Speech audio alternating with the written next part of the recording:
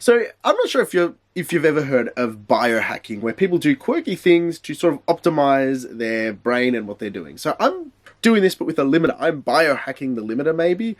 Anyway, let me give you some context. I finished mastering records, and then at the very end, I've been doing something after I've set up my limiter to try and squeeze a bit more juice out of it. Sometimes it works, sometimes it doesn't, but I'm going to show you through it because it's very interesting. So, got iZotope Audio Editor, you find the loudest peak, and you're like, okay, that's where it is. So you zoom into the loudest peak, okay?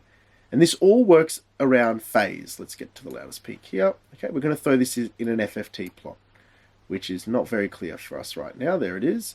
And at that loudest peak, like, what frequencies are the loudest on a spectrogram during that peak? Well, we've got this here, which is about 570 hertz. There's a peak just there, okay? You can see it's slightly brighter, 570. And then also down a bit lower, we've got another peak just there at the same time marker, and that's around between 120 to 220, somewhere in there. And I'm like, well, if those are the loudest amplitude parts of the signal, okay, during this tube peak, loudest amplitude part, so in phase, what if we put all pass filters at those frequencies? Two things happen when I've done this. Either it makes the amplitude of those frequencies even louder and makes the limiter work harder, which is no good. But sometimes it makes the amplitude of those frequencies softer and means the limiter doesn't have to work as hard because those peak values aren't summing to a peak that's triggering the limiter as much. So I'll show you how I set this up. So we said 570 in between 120 220, okay? So let's throw this down. So we're going to get ProQ 570. And we're going to go all pass. Where's all pass? There we are. Then we're going to go, I'm going to just pick 180. That's sort of in between. We're going to do the same thing, all pass.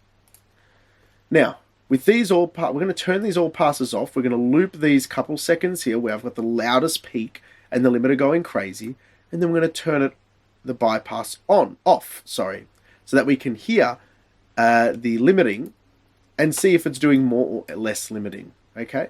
So let's do that. What I'm going to do is I'm going to place this just underneath where the gain trace is of that limiter.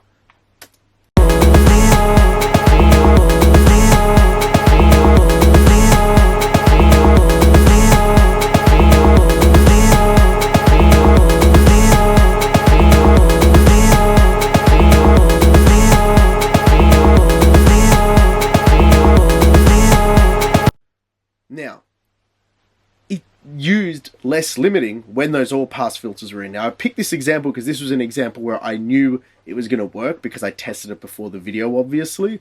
But what's really cool is you can hear it in the delta signal that it's actually taking less kick drum out. We'll do some more appropriate ABs in a second, but I just wanted to show you the technique up front so you could see what I was doing.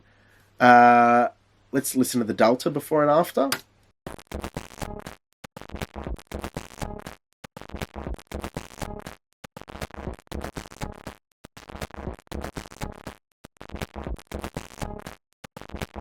So it's really interesting. The whole technique is basically find the loudest peak here, go to the peak, go in the spectrogram, find what are the loudest amplitude frequencies, get those frequencies, put all pass filters on it before the limiter, and then monitor whether that limiter is using more or less gain reduction as a result of rotating those frequencies at those peaks. Now, let's listen to it before and after, because I actually like the sound of the limiter for this particular track. I do not like this on every track because sometimes it actually makes the limiter work harder, but it's just something to explore.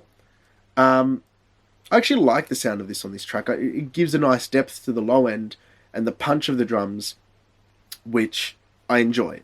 Sometimes it doesn't sound this good. So this is just a warning. Don't take this as letter of law. This is exactly how to biohack a limiter. This is just something I've been doing. Sometimes it works. Sometimes it doesn't. Okay, let's have a listen before and after.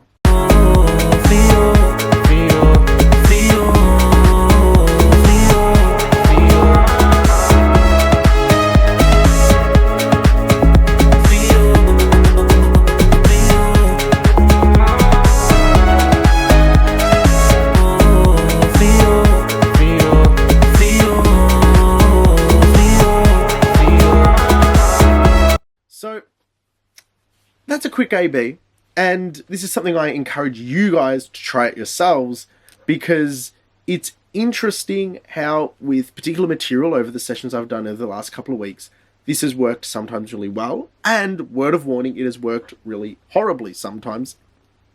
So it can't be incorporated blindly across everything, but it's just interesting how phase optimization at particular frequencies of the peak, it's pretty predictable in electronic music because it's the same kick sample, it's the same loops, it's repeated, and you can compartmentalize that into something pretty predictable with your filters. For something that's recorded live and the playing is between the bass and the drums, or the drums itself can sometimes be a little bit different, even if like a mic slightly moves ever so slightly in the middle of a take, you can actually throw out the phase of that mic. So look, it's been working for me sometimes. I wanted to share it with you because it was really interesting, and I wanted to put it out to the community because I didn't feel like it was something that was like needed a huge explanation or a full masterclass on. It was like, hey, this is something I'm doing. Take it.